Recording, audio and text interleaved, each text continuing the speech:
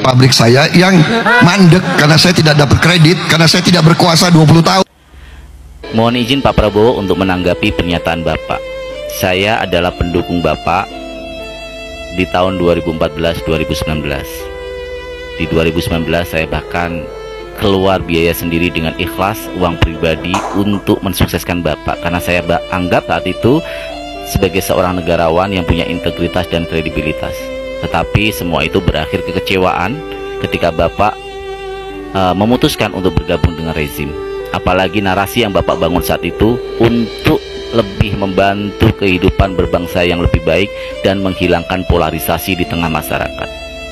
Tentang polarisasi di tengah masyarakat, walaupun Bapak sudah bergabung dengan rezim, ternyata masih ada dan semakin tajam. Kenapa Pak?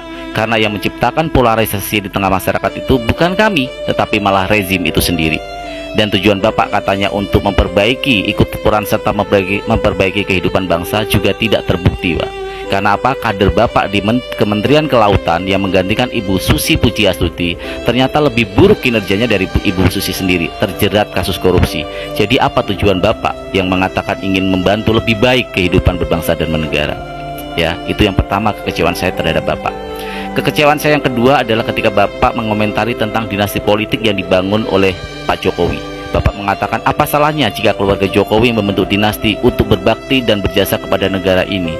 Sangat naif, saya pikir apa yang Bapak argumentasikan hanya karena Bapak mengatakan di PDIP juga ada dinasti, di partai lain juga ada dinasti, di belahan-belahan dunia yang lain juga ada dinasti. Bapak seolah-olah mencari pembenaran dari sesuatu yang salah. Yang salah katakan saja salah Pak. Tidak peduli bahwa itu adalah Bapak juga melakukan seperti itu, tetapi yang salah tetap salah. Jangan menjadikan perbuatan Bapak yang salah menjadi pembenaran karena orang-orang lain ataupun partai-partai lain juga melakukan seperti itu. Dan yang tiga, yang terakhir yang saya kecewa terhadap Bapak adalah yang di dalam video ini yang mengatakan perusahaan Bapak, kredit Bapak mandek karena 20 tahun tidak berkuasa. Maaf Pak, saya jadi bertanya-tanya tujuan Bapak mengikuti kontestasi Pilpres 2024 ini.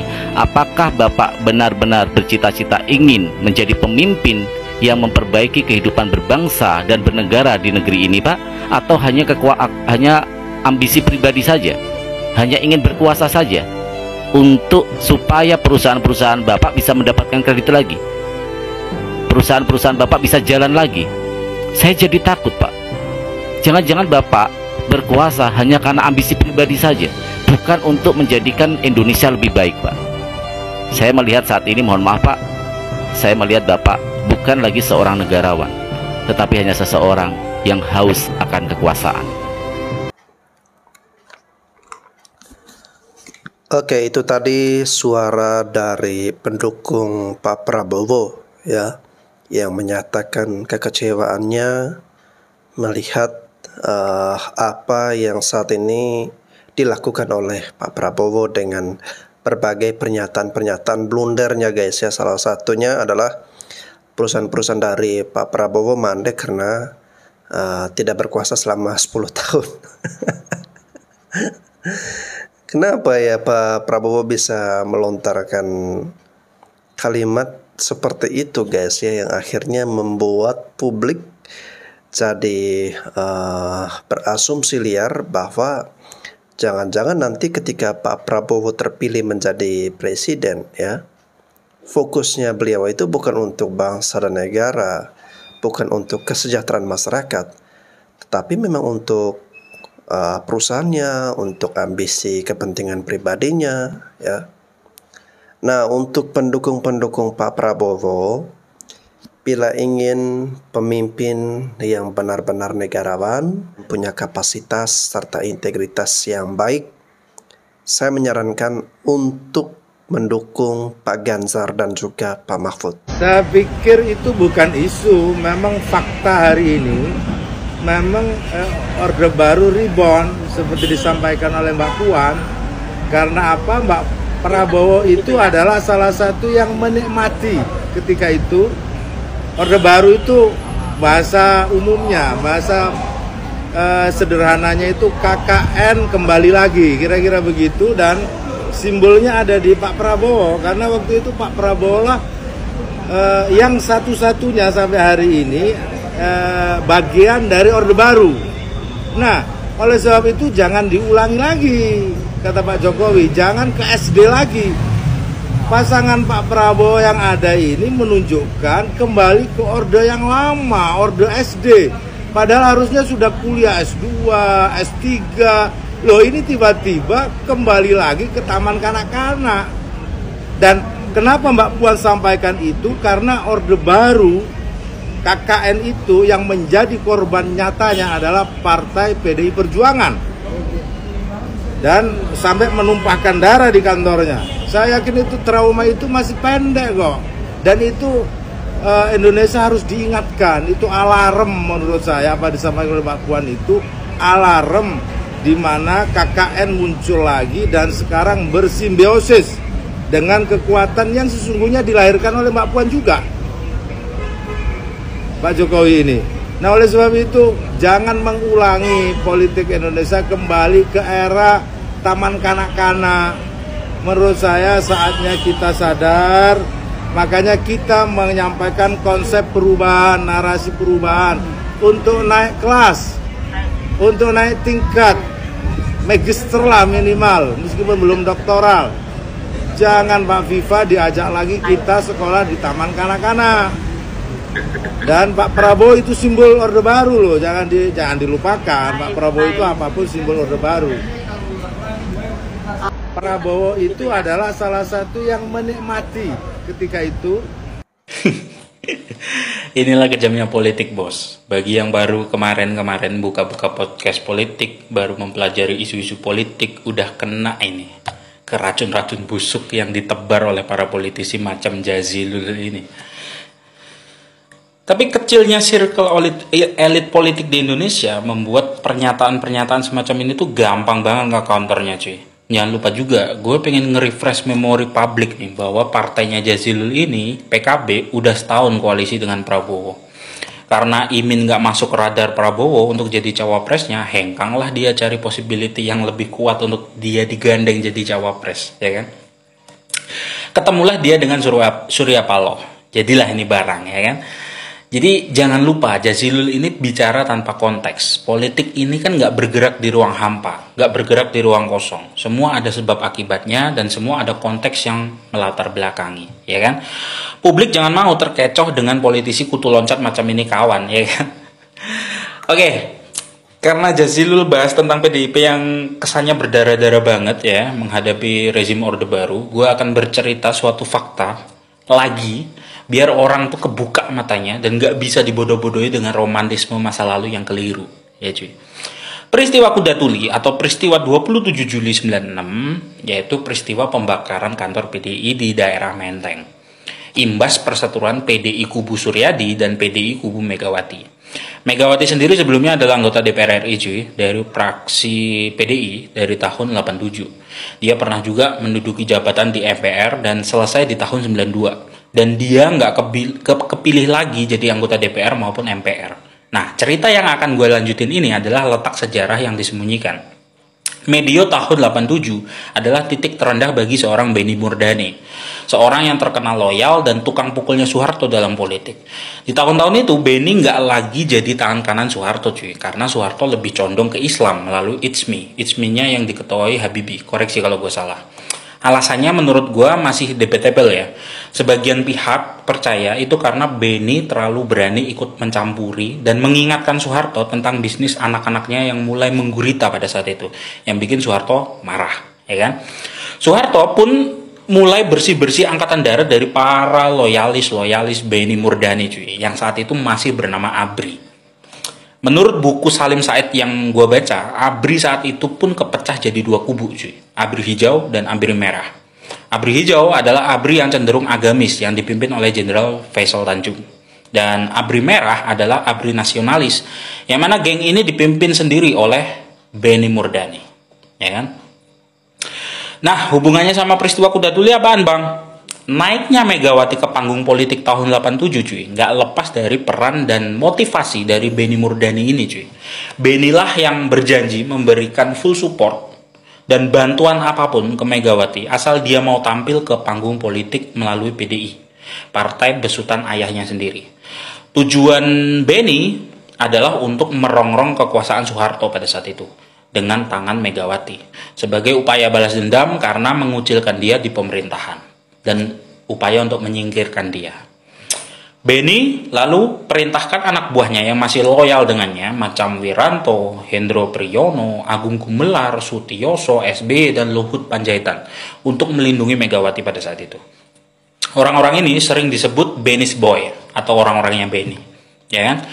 Berbagai macam operasi politik dilakukan cuy untuk menjadikan Megawati jadi ketua umum PDI bagaimanapun caranya, apapun caranya. Singkat cerita, PDI mengadakan kongres pada saat itu untuk pemilihan ketua umum di tahun 93. Calonnya ada 3, Suryadi yang saat itu kritis dengan pemerintahan Orba, Budi Harjono yang ramah banget sama Orba, dan yang ketiga adalah Megawati sendiri. Dan singkat cerita, kongres nasional itu dimenangkan oleh Megawati secara de facto. Di tahun 96, PDI mengadakan kongres nasional lagi di Medan dan memenangkan Suryadi. Tapi kubu Megawati nggak nerima hasil itu cuy. Jadinya PDI waktu itu kepecah 2 kubu. Ada yang pro Mega dan anti Mega. Yang anti Mega lebih condong ke Suryadi. Nah, peristiwa Kuda Tuli sendiri banyak yang menyebut adalah tindakan provokasi yang dilakukan oleh orang-orangnya Beni ke kubu Suryadi untuk menyerang kantor PDI pro Mega dan dilakukan pembiaran. Kegiatan pembiaran inilah dari berbagai pos militer ini saat itu yang kasarnya emang disengaja terjadi agar memunculkan simpati publik ke Megawati yang terkesan dikuyo-kuyo oleh pemerintah Orba.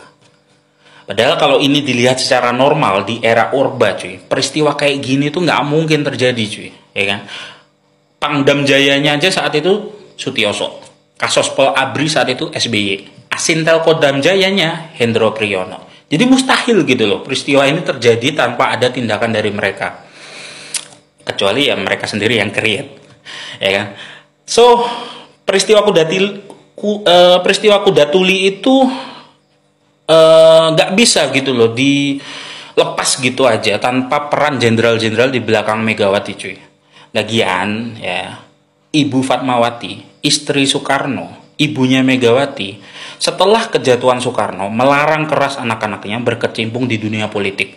Macam istri Jenderal Ahmad Yani yang melarang anak-anaknya daftar Angkatan Darat atau ABRI karena trauma akan peristiwa-peristiwa masa lalu. Di antara anak-anak Ibu Fatma yang diajak Beni, hanya Megalah yang saat itu bersedia. Tapi ya tetap dengan bayang-bayang Beni di belakangnya.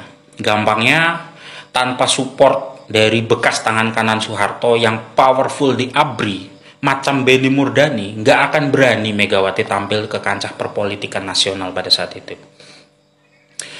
Jadi peristiwa Kuda Tuli ini dari luar nampak seperti pemerintah yang ikut campur dalam internal sebuah partai cuy. Tapi bagi yang paham sejarah, peristiwa ini ya murni pergesekan nyata internal ABRI atau Angkatan Darat pada saat itu antara ABRI Merah dan ABRI Hijau.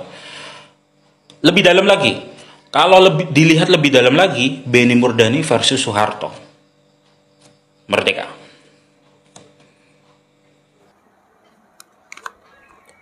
Oke guys ya, terima kasih untuk penjelasan ya dari abang tadi yang membuka sedikit wawasan kita untuk kembali bernostalgia dengan masa lalu guys ya. Oke, untuk generasi-generasi saat ini, Gen Z, milenial ya, mereka itu tidak akan peduli seperti apapun kejadian di masa lalu, sejarah partai itu seperti apa di masa lalu. Kalau mempelajari mungkin iya ya, tetapi untuk menjadikan itu sebagai dasar untuk pemilihan Pilpres di tahun 2024 nanti guys ya, itu sangat-sangat tidak mungkin ya. Karena generasi milenial, Gen Z tentu memilih berdasarkan apa yang mereka lihat, saksikan pada saat-saat ini. Memang politik ini orang bilang kejam, ya benar juga guys ya. Hari ini ketika kita bersama, maka yang diucapkan itu tentu hal-hal yang baik ya. Hal-hal yang indah, hal-hal yang manis. Tetapi ketika sudah berbeda, tentu hal-hal buruk yang dilontarkan.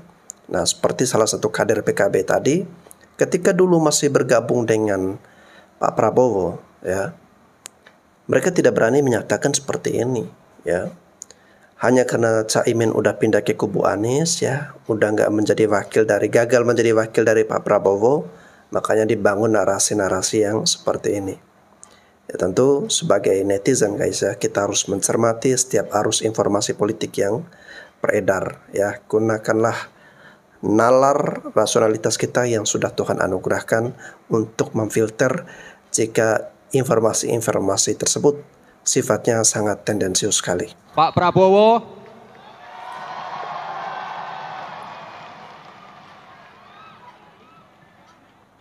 tenang saja Pak Prabowo.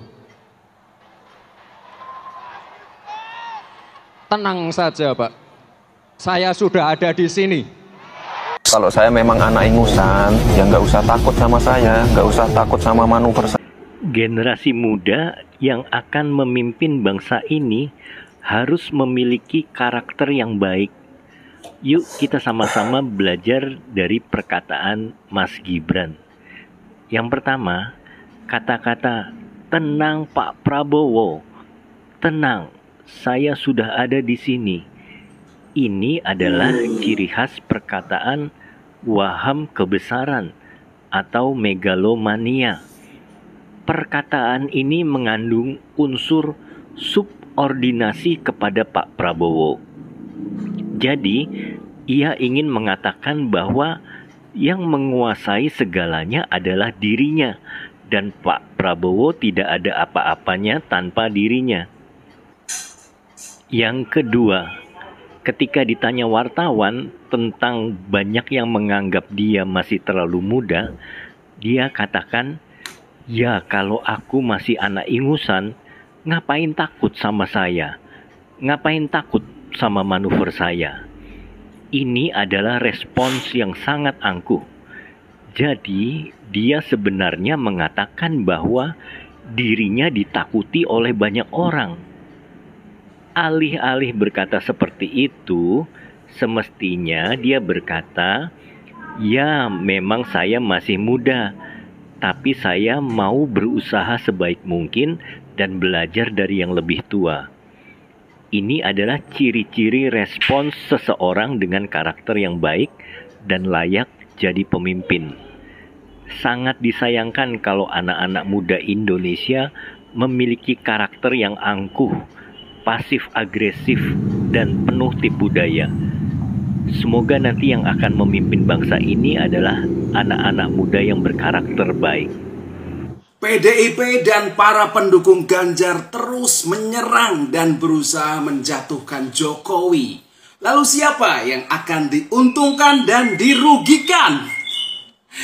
Ya, kali ini benar-benar PDIP kayaknya mungkin sudah klimaks untuk benar-benar marah, untuk benar-benar kecewa, untuk benar-benar kalau sedih mungkin sudah tidak lagi, tapi yang sekarang lebih banyak muncul adalah kemarahan begitu ya terhadap Jokowi, Gibran dan keluarganya yang dianggap telah mengkhianati, yang telah dianggap sebagai pembangkang ya, karena dianggap tidak loyal terhadap partai, terhadap Megawati, dan mengkhianati. Tuduhan mereka adalah mengkhianati konstitusi. Ya, memang luar biasa akhir-akhir ini, dan memang apakah nantinya pasangan Prabowo Gibran apakah gagal untuk maju menjadi capres di 2024? Ya, kita tunggu tentu saja keputusan MK. Tetapi memang beberapa waktu kemarin ada Majelis Kehormatan MK mengatakan bahwa ketika ada sidang kode etik terhadap para anggota MK, itu tidak membatalkan keputusannya. Nah, tapi kita nggak tahu. Karena ketika ada keputusan, sementara keputusan dihasilkan dari pelanggaran etik, apakah keputusan itu menjadi sah? Apakah keputusan itu menjadi valid ya? Artinya bisa diberlakukan karena bermasalah oleh para pembuatnya. Nah, ini tentu saja akan jadi perdebatan, dan mungkin saja kalau seandainya bahwa nanti keputusan tidak dapat dibatalkan, artinya pasangan Prabowo Gibran tetap bisa maju, tapi menurut saya memang akan terjadi problematik, akan terus diungkit ya. Meskipun nanti Prabowo Gibran kalah atau bahkan apalagi menang ya, tentu akan terus diungkit, terutama oleh sekarang yang menjadi musuh bebuyutannya adalah PDIP yang benar-benar nggak terima dengan Jokowi. Makanya tak heran sekarang ini yang sangat vokal, ibaratnya PDIP sedang mengeluarkan ini ya, peluru-pelurunya, ranjau-ranjonya. Kita tahu siapa yang terus menyerang, yang membuat narasi-narasi negatif dan narasi menyerang kepada Jokowi. Ya, terakhir ada Masinton di anggota DPR yang sudah menggelorakan untuk membuat hak angket, menggelindingkan hak angket. Ya, arahnya bisa jadi pemakzulan Jokowi, jatuh dari pemerintahan, jatuh dari kekuasaan. Bisa jadi seperti itu. Dan yang terus menyerang, ya kita tahu ada Pandana Bapan terus menyerang ya, ada Adian juga terus menyerang, kemudian terus buzzer-buzzernya ya Denny Sirgar dan kawan-kawannya terus membuat konten-konten dan terus menarasikan bahwa Jokowi pengkhianat, Jokowi pembangkang konstitusi, Jokowi identik dengan KKN yang lebih parah dari zaman Orde Baru, dan seterusnya. Nah, kalau seandainya apa yang dilakukan PDIP berhasil, artinya bisa menjatuhkan Jokowi, kira-kira siapa yang rugi? Ya, yang rugi menurut saya PDIP sendiri, ya.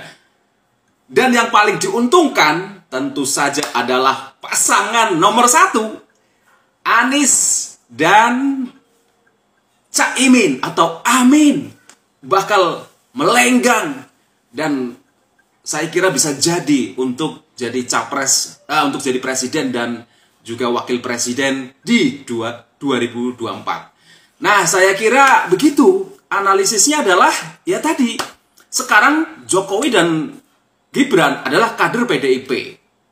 Ketika Jokowi dan Gibran dianggap gagal dan pembangkang, itu kan produknya PDIP. Nah, berarti di situ PDIP nggak bisa membina dengan baik ya para kadernya. Bisa jadi ada narasi-narasi seperti itu alasannya ya. Dan ya dianggap selama 10 tahun ternyata Jokowi ya nggak nyaman di PDIP, akhirnya harus keluar begitu. Nah, berarti ada apa dengan PDIP sebagai partai besar? Ya. Nah, itu akhirnya yang yang rugi juga PDIP sendiri dari sisi citra, dari sisi kedepannya untuk elektabilitas dari hasil pemilu besok. Dan juga yang paling penting sebenarnya, yang paling utama adalah, yang paling dirugikan adalah PDIP dalam hal bahwa nanti pasangannya yang direkomendasikan ada Ganjar dan Mahfud justru akan terus tergerus suaranya. Saya yakin pendukungnya Jokowi nanti seandainya Gibran gagal, nggak mungkin larinya ke Ganjar, nggak mungkin larinya ke kubunya PDIP lagi, karena ini sudah head to head, ibaratnya sudah perang Bratayuda antara Jokowi dengan PDIP, sehingga kalau pendukung fanatik Jokowi yang besar jumlahnya, dengan angka kepuasan dari Jokowi di pemerintahannya sekarang 70% lebih, ya nggak mungkin lari ke Ganjar suaranya, nggak mungkin. Jadi larinya kalau nggak ke Prabowo dengan pasangan yang baru, barangkali nanti Prabowo akan memilih Erick Thohir, bisa jadi. Kalau nggak jadi dengan Gibran, karena masih ada waktu nih. Kalau nggak salah sampai 8 atau 13 November ya, masih ada waktu. Nah, jadi nggak mungkin nanti otomatis ya PDIP akan kalah begitu. Kalau benar-benar menyerang dan menjatuhkan Jokowi, akhirnya sama-sama hancur. Tapi yang paling dirugikan adalah ya PDIP, karena Jokowi akan selalu dijunjung gitu, akan selalu dipuja ya, meskipun dijatuhkan oleh PDIP, karena Jokowi punya masa fanatik yang luar biasa, pengagum yang luar biasa, yang dicintai oleh rakyatnya gitu, dengan keluarganya Pak Jokowi ini. Nah, saya kira itu. Nah, perlu dipertimbangkan ya menurut saya ketika PDIP terus melancarkan serangan-serangan, apalagi mungkin besok seandainya lolos putaran kedua, misalkan ya pasangan Ganjar dengan pasangan Prabowo atau pasangan dengan Anies, ya jelas kalah pasangan Ganjar ini. Karena ya tadi, musuhnya jadi double kan. Musuhnya dengan pendukungnya Jokowi yang fanatik, yang luar biasa, dengan musuhnya Anies, ya. Nah, menurut saya sekarang ini PDIP kayak lupa dengan musuh utamanya. Selama ini kan yang diserang itu adalah Anies dan para pendukungnya, ya. Nah, sekarang kayak PDIP dan pendukung Ganjar kayak lupa musuh utama itu siapa, ya. Sekarang musuh utamanya adalah kawannya dulu, ya, ini pendukungnya Jokowi yang fanatik, yang relawannya Jokowi. Nah, itu dan relawannya Gibran otomatis gitu ya. Nah, itu yang akhirnya sekarang jadi musuh utamanya. Tapi lupa musuh yang seharusnya dari dulu memang dinarasikan, diserang begitu supaya suara PDIP semakin naik begitu ya. Oke, itu hanya analisis saya, opini saya pribadi. Terima kasih atas perhatiannya. Salam semangat, selalu sehat dan selalu rukun ya. Apapun pilihan kita boleh berbeda, tapi yang pasti kita harus menjaga Indonesia ini tetap aman, rukun dan sentosa. Terima kasih. Salah satu blunder terbesar yang dilakukan oleh putra dari Pak Jokowi yakni Mas Gibran adalah dengan bersedia atau mengiyakan serta mengikuti permintaan dari kubu Pak Prabowo untuk menjadi wakil presiden, ya. Jelas ini akan menjadi ingatan, menjadi bahan pembicaraan, menjadi sebuah ladang komoditas politik yang baru untuk terus menyerang Mas Gibran, baik saat ini ketika berpasangan dengan Pak Prabowo maupun untuk karir politiknya di masa-masa yang akan datang, guys. Ya. Andaikan Mas Gibran ini kemarin mau sedikit saja bersabar, guys, ya, dan menuntaskan tugas-tugasnya sebagai wali kota Solo terlebih dahulu, lalu kemudian tertarik untuk menjadi gubernur DKI ataukah gubernur Jawa Tengah, nah itu menurut saya akan menjadi modal yang bagus, contoh integritas yang baik untuk menjadi calon pemimpin presiden ataupun wakil presiden di masa-masa yang akan datang, ya. Namun harapan itu semua telah dinodai oleh keinginan dan ambisi yang tidak bisa dibendung oleh Mas Gibran saat ini, guys, ya. Dan saya khawatir ini akan berpengaruh pada peluang karir politik Mas Gibran ke depan, ya. Karena kalau kita ikuti perkembangannya, guys, ya, bagaimana mungkin Mas Gibran yang telah menyatakan bahwa dia mendukung Pak Ganjar, ya, bahkan stiker dari Pak Ganjar Mahfud itu dia ambil, dia tempel di salah satu pintu rumah, ya. Lalu kemudian dia sudah diberikan amanat untuk menjadi ketua tim pemenangan Ganjar Mahfud khusus untuk basis pemilih milenial, guys, ya. Lalu kemudian Pak Jokowi juga sudah mengatakan bahwa tidak realistis jika masih menjadi wali kota Solo 2 tahun lalu kemudian terpilih menjadi wakil presiden, ya. Tentu kapasitasnya masih belum mumpuni, ya. Namun itu semua ditabrak, guys, apalagi prosesnya melalui Mahkamah Konstitusi yang terpaksa harus dikotak-atik demi memuluskan untuk salah satu yakni Mas Gibran sebagai putra dari Pak Jokowi ini, guys, ya. Ini tentu akan menjadi sejarah baru, akan terus diingat, diungkit-ungkit dan berpengaruh pada karir politik dari Mas Gibran yang akan datang. Oke teman-teman, semoga kita selalu bijak dalam memilih pemimpin, figur yang tepat untuk menjadi presiden ataupun wakil presiden bagi bangsa dan negara kita.